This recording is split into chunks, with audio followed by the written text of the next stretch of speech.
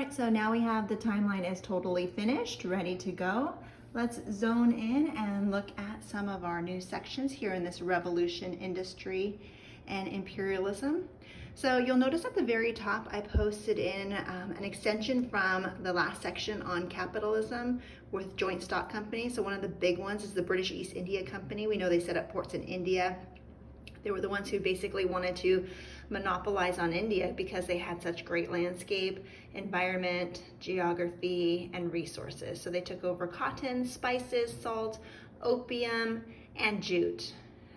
As they were doing this, they hired these sepoys, which are their soldiers, from Indian soldiers to protect them.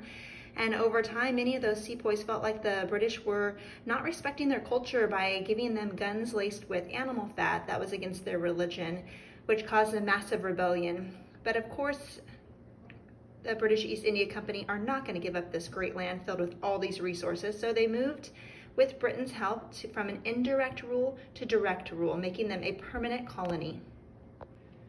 The next section is all about revolution. So you'll see about, of course, we remember American Revolution with that famous catchphrase, no taxation without representation. It was one of the first political revolutions to use Enlightenment ideas of John Locke, those founding fathers, James Madison, Thomas Jefferson, writing those great documents that started democracy in America. Shortly after, France took the lead, and they also had their own revolution. This time, their revolution, though, was about the unfair social structure that was in place, those three estates, and that's what they wanted to overturn.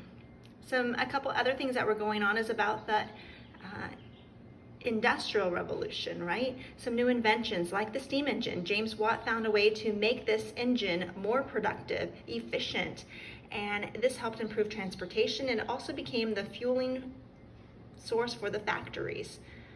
In America, Eli Whitney created the cotton gin, which transformed the cotton industry, eventually led to the need to decrease slaves and basically the abolishment of slavery. A couple other things you might notice is the Factory Act.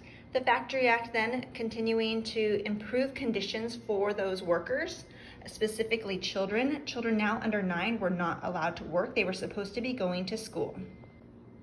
Another great invention is the light bulb. 1879, Thomas Edison creating this light bulb, which is going to transform the home. It's also going to transform the workplace because now factories can stay open all day long. There'll be safety in streets, creating indoor business, indoor entertainment, major transportation. We see in China, there was the Opium War, and that was fought over Britain, looking for a product to sell to the Chinese to have a fair trade. And since they couldn't find a product that the Chinese wanted, they took opium that they got from their colony over in India and sold it to them.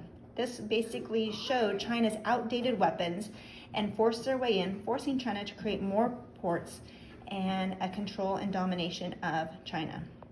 As part of the Industrial Revolution, inside of the improvements for workers like the Factory Act, came new thinking, new views on how work should be done, and views about who should own the power. The Communist Manifesto, written by Karl Marx, created a story about the history of the struggle for working people, saying the workers of the world should unite and that there was unfair treatment for these workers. And basically it was changing and coming up with questions on how to have a larger middle class and how to create everyone being equal. These ideas will play out and be used as Russia has their revolution and then transforms their nation into the Soviet Union with Lenin. Another part for the industrialization might be about emancipation of the serfs.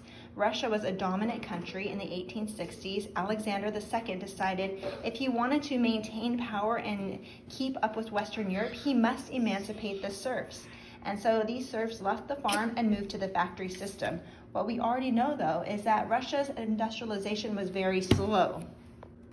The last detail takes place of imperialism in Africa. As this control of Europeans continued to carve up land, they went to Africa and specifically taking over those resources. You'll see here at this Berlin conference, this is where they divided up and came up with the rules for how they would take over Africa. Step 1, they'd make a new government. Step 2, you must set up a military. And step 3, you must have settlers living and controlling and basically kind of protecting that land. So here you can see your whole timeline is set up. You can also see all the unit reviews there. Post it somewhere easy so you can have it ready to view to help give you historical context.